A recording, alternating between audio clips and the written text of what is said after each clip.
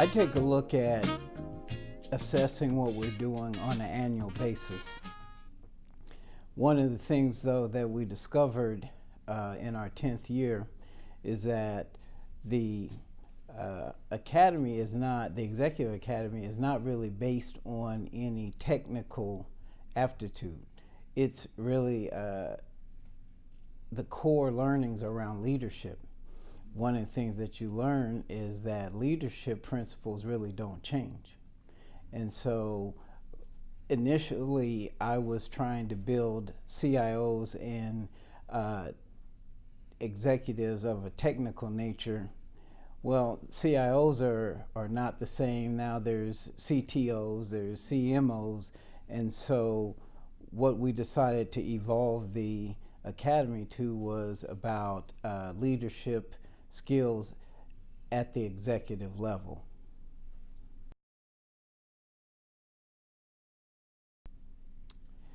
One of the greatest challenges that I've seen in my time running the Executive Academy is really not one having to do with the discipline of leadership.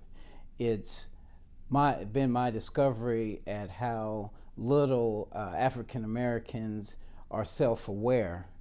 And so we spend a lot of time in assessments to really understand who we are under the surface, using DISC profile, using emotional intelligence assessments. So that was my biggest surprise, is that what the discipline doesn't change, but you are taking people who have been successful in their careers and you're kind of telling them they can't go forward past the level they're at without another set of skills. It's hard to tell intelligent, successful people that they don't have what it takes to go to the next level.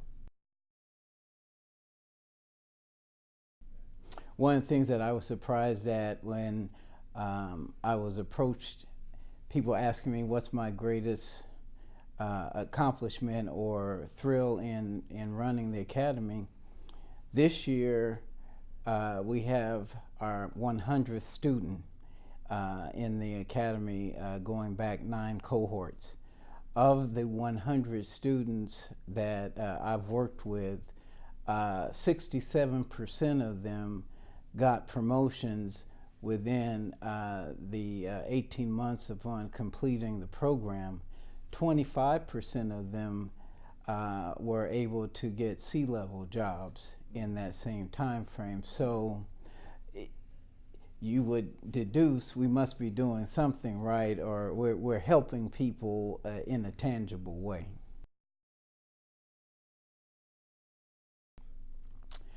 One of the things that ITSMF is evolving into an educational organization with the Management Academy, with the Executive Academy, with the Emerge Academy.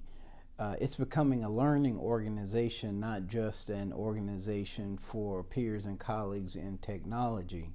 And so the proof of the pudding in academies is how many people are you putting through successfully.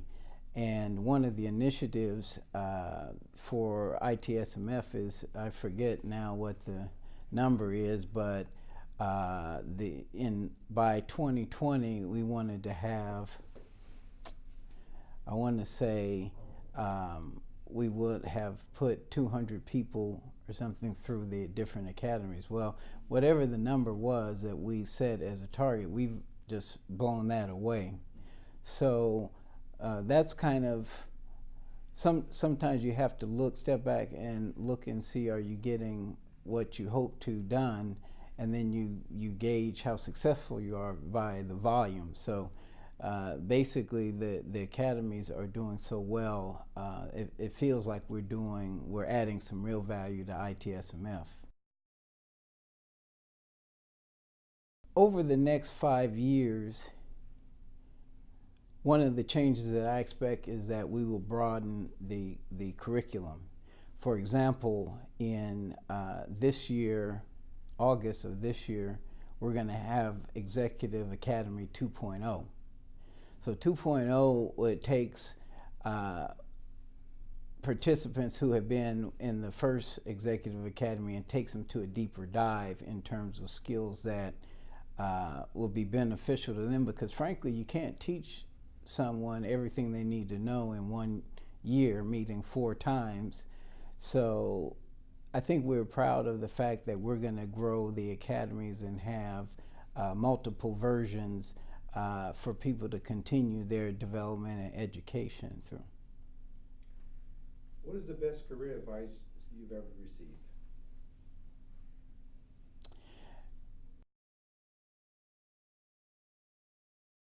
The best career advice I ever received that I didn't understand when I got it was about being my authentic self. Because it's easy to look at the game and assume that you have to be a certain way and you have to do things a certain way because that's how it's been done before you to be successful. And what my mentor was actually teaching me is that if everyone's trying to be the same way, then one of the things that can help you be successful is you be unique and you be your authentic self and not just try to be one of the same mold of people that you're competing with career-wise. What experience in your career has been most transformative?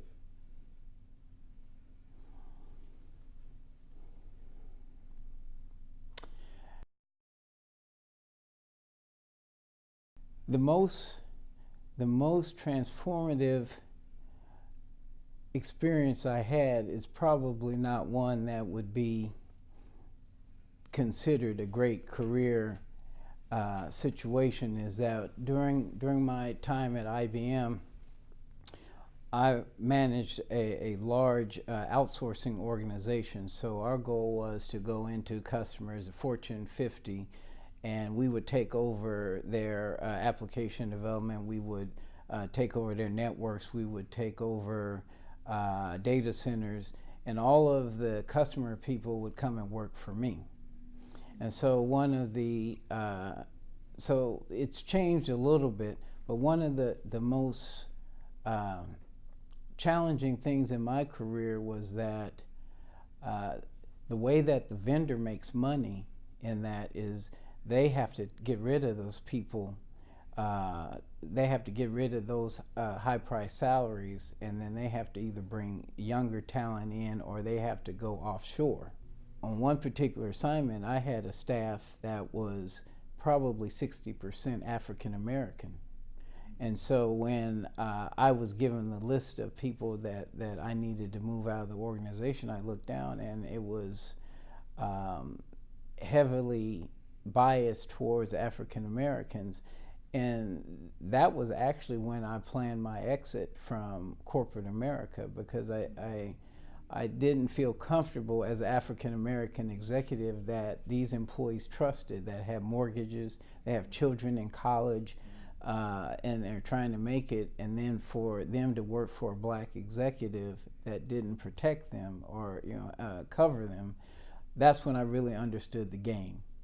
And so I just did not want to be a part of that, which kind of led me to the Executive Academy, is that I thought that budding executives needed to understand that at some point in time, you're going to be faced with those kind of decisions.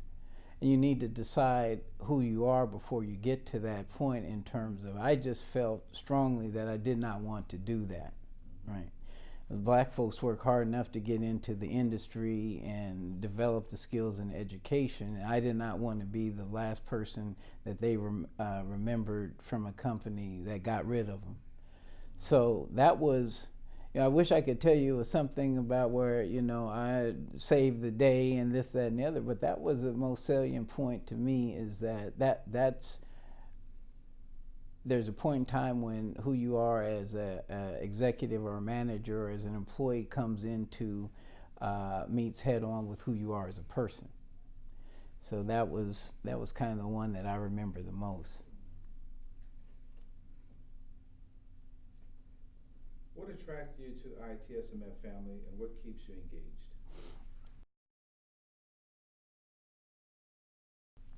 I was a member of a ITSMF class of 2. So ITSMF started in 1996, and I joined while I was at IBM in 1997.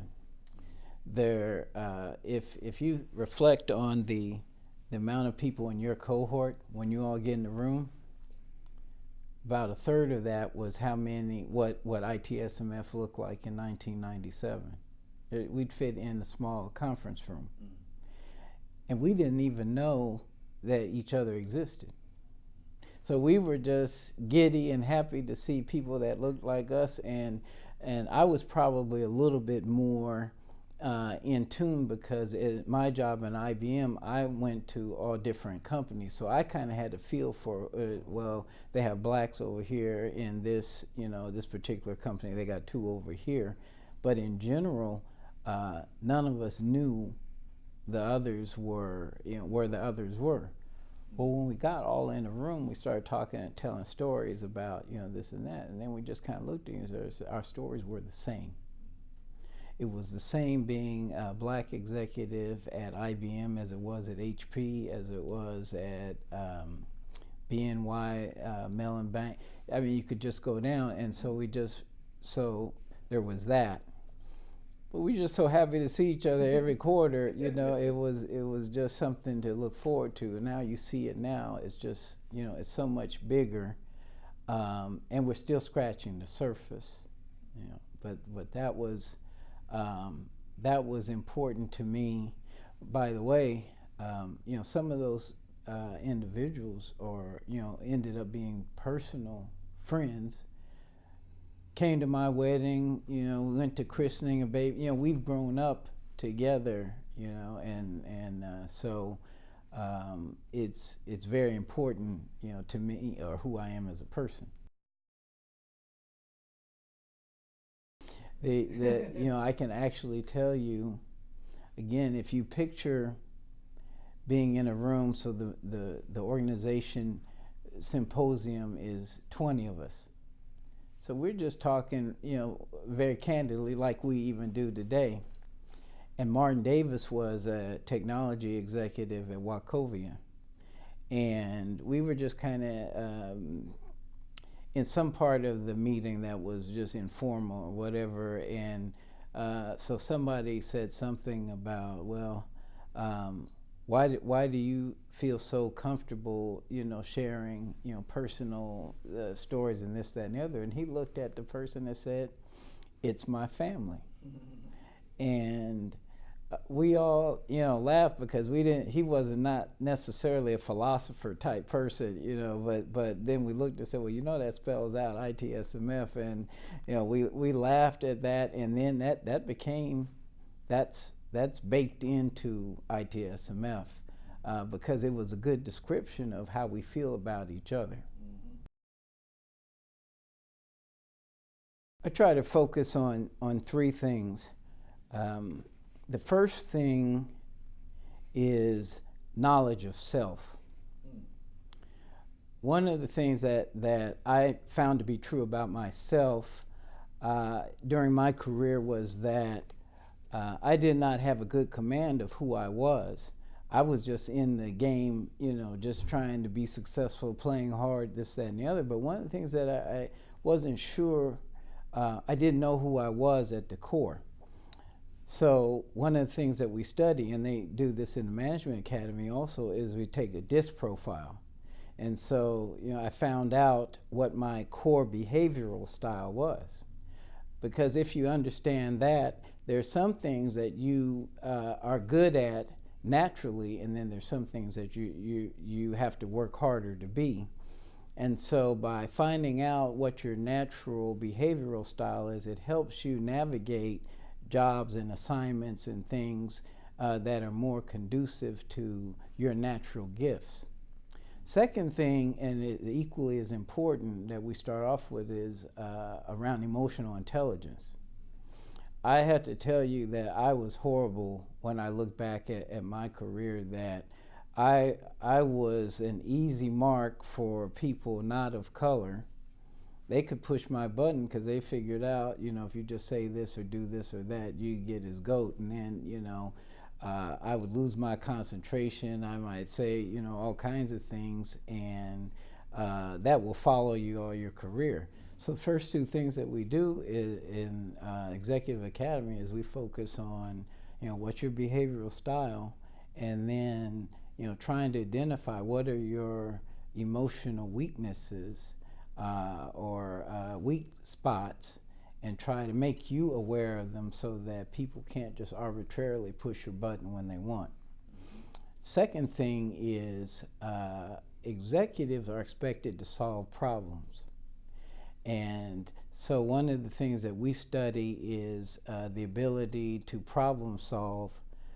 Sometimes problem solving is as simple as managing expectations. So there's a skill around making sure that you're clear either on a one-on-one basis or in two organizations at what is expected of each other. And so we do a module on how to problem solve, how to avoid problems by understanding what the expectations are.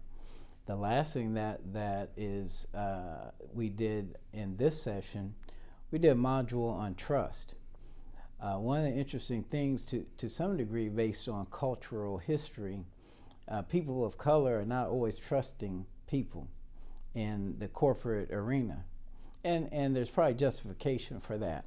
But one of the things that I contend is that you cannot be successful at higher levels in organizations if you can't overcome your tendencies to not trust, and also to exude trust to the people that work for you. You can't be successful when you're an executive. You don't actually do the work. So you've got to get the people that do the work to want to do the work, want to do it correctly, and want you to win.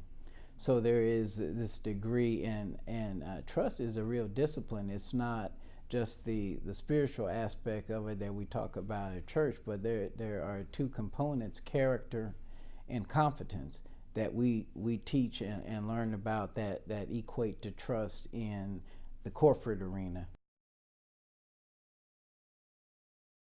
When I think about how the Executive Academy is run and how the curriculum is built, believe it or not, it does not come from ITSMF leadership or membership. You know, that's my job, because if you think about it, they're all still in the game too. So, you know, players that are on the field are not necessarily good coaches, right? I left IBM 10 years ago, so I retired 10 years ago. So I have a different vantage point, not only from my own career, but I sit in the bleachers and watch the game. Oh, it's almost like an analyst on football, you know, sitting up in the booth. And I say, well, you know, that wasn't a good play that so-and-so just made, and this, that, and the other. So what they have done is given me the autonomy to build a curriculum, because frankly, it's an inside ITSMF joke that some of the leaders and officers, I really need to get into the academy to help them be better. But you know, they basically trust me enough, and you know, if you have 100 students over 10 years and 67 of them have been promoted and 25 of them are big C-level executives, they give me, you know, latitude that they assume that the curriculum works. So I use other organizations and academic organizations to make sure we're on point with what's important from a leadership perspective. Is there new thinking that we need to expose our members and academies to, etc.? But they basically leave me alone and leave it up to me.